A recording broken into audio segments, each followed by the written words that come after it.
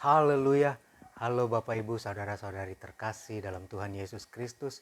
Kiranya damai sejahtera Allah yang melampaui segala akal memelihara hati dan pikiran kita semua dalam Kristus Yesus Tuhan kita. Ibrani pasal 4 ayat 14 sampai 16 saya bacakan. Karena kita sekarang mempunyai imam besar agung yang telah melintasi semua langit, yaitu Yesus, anak Allah. Baiklah kita teguh berpegang pada pengakuan iman kita. Sebab imam besar yang kita punya bukanlah imam besar yang tidak dapat turut merasakan kelemahan-kelemahan kita. Sebaliknya sama dengan kita, ia telah dicobai hanya tidak berbuat dosa. Sebab itu, marilah kita dengan penuh keberanian menghampiri tahta kasih karunia, supaya kita menerima rahmat dan menemukan kasih karunia untuk mendapat pertolongan kita pada waktunya. Bapak, Ibu, Saudara-saudari, sering kita mendengar bahwa ketika seseorang berkonsultasi atau konseling atau sharing, lalu orang yang mendapat bantuan konseling tersebut bilang, kamu tahu apa? Kamu nggak tahu yang saya rasakan. Kamu nggak tahu apa yang saya alami. Kamu bicara begitu mudah. Coba kamu menempatkan dirimu di posisi saya. Pasti kamu juga akan melakukan yang saya lakukan. Pasti kamu juga akan mengeluh seperti apa yang saya keluhkan. Seringkali banyak orang yang seperti itu.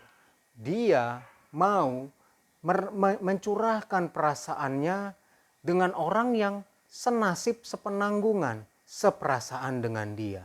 Jadi ketika sharing atau konseling itu terjadi, dia mau mendapatkan solusi dari orang yang sudah pernah melalui hal itu. Nah, inilah yang dimaksud dalam Ibrani 4 ayat 14 dan 15.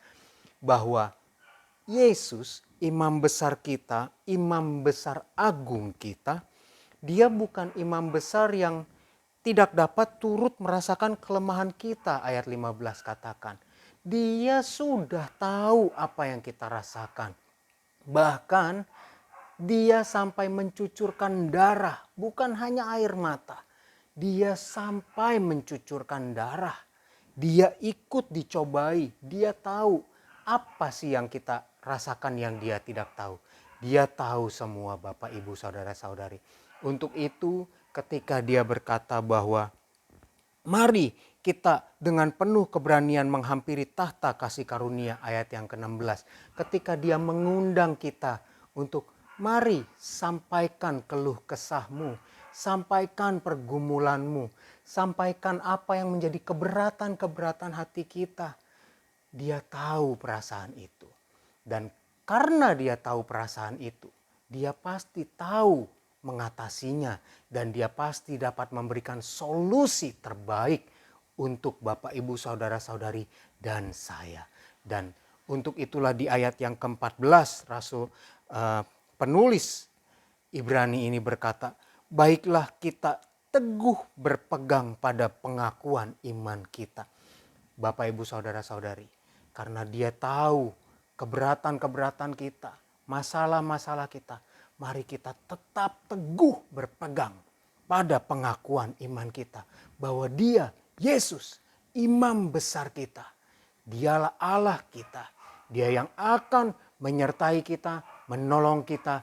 Karena dia tahu apa yang kita rasakan.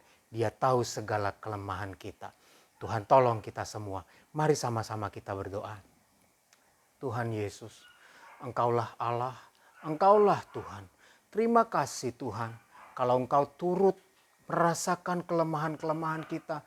Engkau tahu apa yang kami rasakan saat ini Tuhan. Segala masalah yang sedang kami alami, segala sesuatu yang sedang kami hadapi, Engkau tahu. Dan kami percaya Tuhan, kami mau pegang teguh pengharapan iman kami kepadamu. Bahwa Engkau akan memberikan kami kelepasan. Engkau akan memberikan kami solusi terbaik ya Tuhan. Sehingga Tuhan kami akan memperoleh kelegaan. Kami akan dapat menghampiri tahta-Mu, menyampaikan keluh kesah kami. Dan Kau akan menolong kami, menyertai kami, memberi kami kekuatan dan damai sejahtera. Terima kasih Tuhan Yesus, terima kasih. Dan saat ini hamba berdoa Tuhan bagi umat-umat-Mu, jemaat-jemaat-Mu dimanapun mereka berada. Apapun yang mereka kerjakan, segala aktivitas mereka Tuhan, Tuhan Yesus yang tolong.